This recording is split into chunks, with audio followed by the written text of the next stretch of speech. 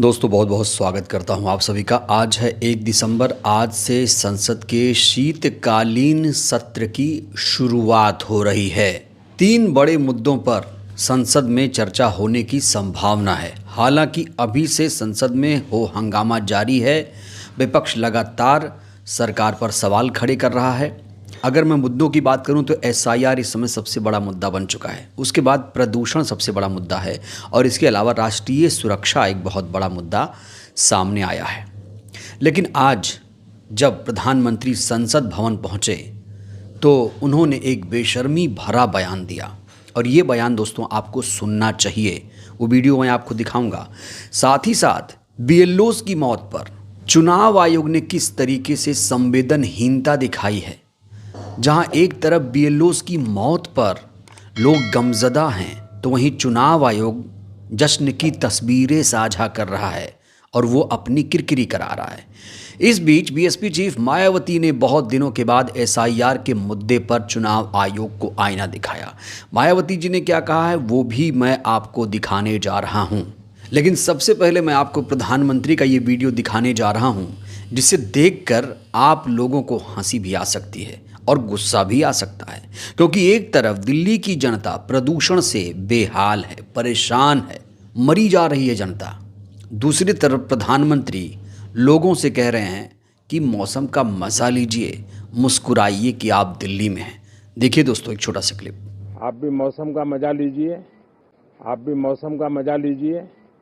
तो प्रदूषण के मुद्दे पर यह है देश के प्रधानमंत्री की राय। आपको क्या लगता है, क्या प्रदूषण के मुद्दे पर विपक्ष सवाल पूछेगा और सरकार जवाब देगी? सरकार तो कह रही है कि मौसम का मजा लीजिए, सब कुछ बढ़िया बढ़िया हो रहा है। क्योंकि प्रधानमंत्री के आवास में तो एयर प्यूरीफायर लगा है, उन्हें तो प्रदूषण से दिक्कत नहीं है। सीजीआई तक आईना दिखा चुके हैं कि दिल्ली में प्रदूषण का स्तर बढ़ गया है। प्रदूषण का स्तर इतना बढ़ गया है कि खुद सीजीआई भी प्रदूषण से परेशान है, उनकी भी तबीयत खराब हो गई है। लेकिन प्रधानमंत्री यहाँ कहते हैं कि मौसम का मजा लीजिए। दोस्तों आज जब संसद के सत्र की शुरुआत हुई तो सबसे पहले बॉलीवुड के सुपरस्टार धर्मेंद्र जी को श्रद्धांजलि अर्पित की गई। ये बहुत अच्छी बात थी। लेकिन लोकतंत्र के उन प्रहरियों को नज़रअंदाज किया गया जिन्होंने लोकतंत्र की रक्षा करते हुए अपनी जान गंवा दी। दोस्तों मैं बीएलओस की बात कर रहा हूँ। बीएलओस की मौत पर सरकार ने एक शब्द तक नहीं कहा। प्रधानमंत्री के मुंह से एक शब्द तक नहीं निकला कि हमारे देश के जो बीएलओ हैं वो परेशान हैं, वो अपनी जान दे रहे हैं। दोस्तों इस समय देश में बीएलओस की हालत कैसी है आपको मैं एक वीडियो दिखाने जा रहा हूँ। ये वीडियो देखने के बाद आपका कलेजा मुंह को भी आ सकता है। दोस्तों ये वीडियो इतना ज़्यादा मार्मिक है, इतना ज़्यादा मार्मिक है, जब ये वीडियो आप देखेंगे तो आपकी आंखों से आंसू भी आ सकते हैं। और ये वीडियो देखने के बाद ही आपको पता चलेगा कि देश में बीएलओ की हालत कैसी है। बिना देर के आप ये वीडियो देखिए पहले। दीदी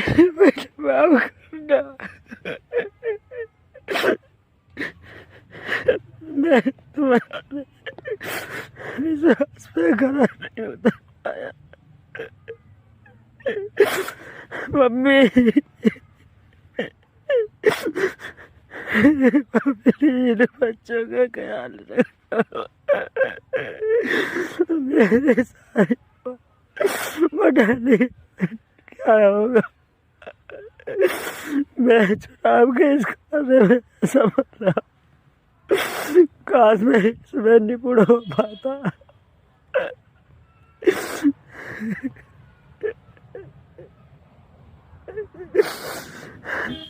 मैं तो एक कदम उठाना चाह रहा हूँ,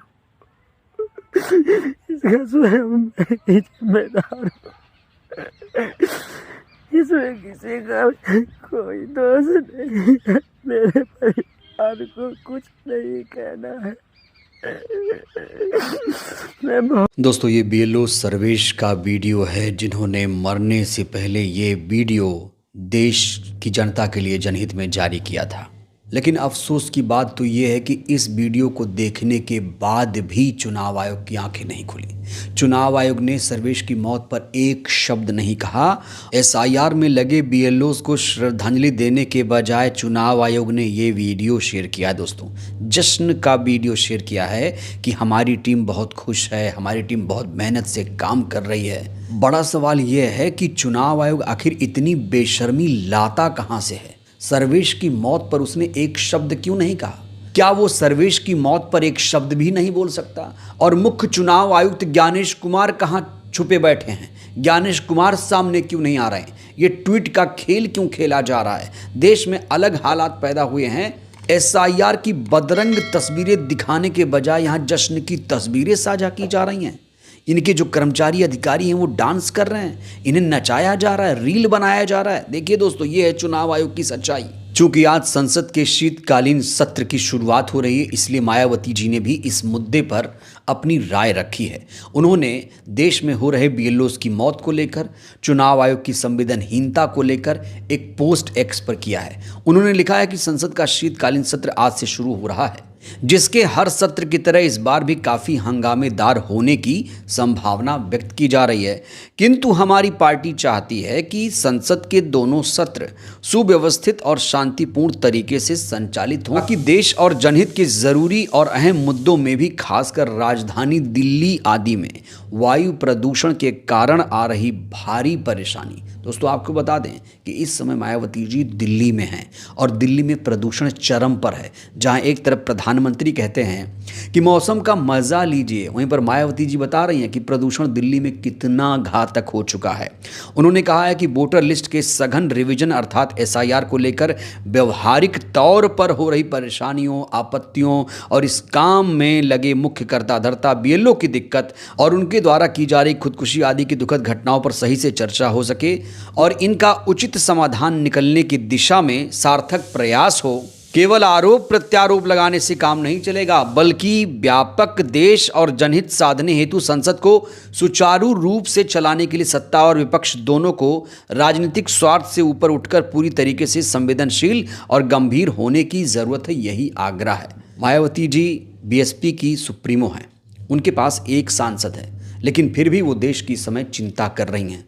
देश में जो हालात पैदा हो रहे हैं उसको लेकर मायावती जी ने चिंता जाहिर की है और यहाँ पर वो सरकार को आईना दिखाने का काम कर रही हैं। तो देश की राजधानी दिल्ली के क्या हालात हैं, इसका वर्णन खुद मायावती जी ने किया और सरकार की पोल खोली। प्रधानमंत्री एक तरफ जहाँ कह रहे हैं सब कुछ ठीक ठाक है, मौसम बहुत बढ़िया है, वहीं पर मायावती जी ने आईना दिखाया है सरकार को। न सिर्फ सरकार बल्कि चुनाव आयोग को भी आईना दिखाया कि ज़मीनी हकीकत से परिचित हो जाओ। ज़मीनी हकीकत कुछ और है, दिखाया कुछ और जा रहा है। तो ऐसे में क्या ज्ञानेश कुमार इन तमाम मौतों का संज्ञान लेंगे?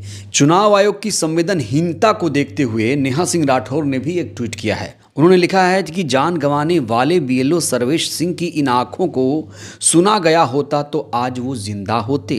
अभी भी बहुत सारे बीएलओ इसी तकलीफ को झेल रहे हैं। इससे पहले कि बहुत देर हो जाए उन्हें बचा लीजिए। सरकार क्रूर और चुनाव आयोग बहरा हो चुका है, तो क्या आप भी इन चीखों को नहीं सुन पा रहे हैं?